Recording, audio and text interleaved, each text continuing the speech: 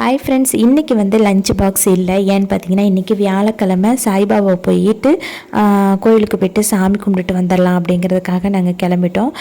சாய்பாபா கோயிலுக்கு போனோம் அப்படின்னாக்கா அங்கே அன்னதானம் இருக்கும். அதனால் மத்தியானம் அங்கேயே சாப்பிட்டுட்டு வந்துடுவோம்.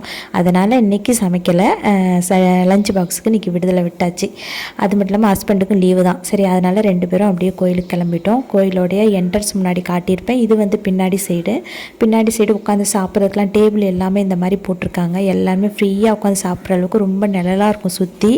அதுக்கப்புறம் பார்த்திங்கன்னா சாமியெல்லாம் திருப்திகரமாக கும்பிட்டுட்டு எல்லாக்காகவும் நல்லா வேண்டிட்டு அன்னதானம் வாங்க போயிட்டோம். சாம்பாரும் ஊறுகாயும் பொரியெல்லாம் தீர்ந்துருச்சுன்னு நினைக்கிறேன். நாங்கள் போனது 2 மணி இருக்கும்.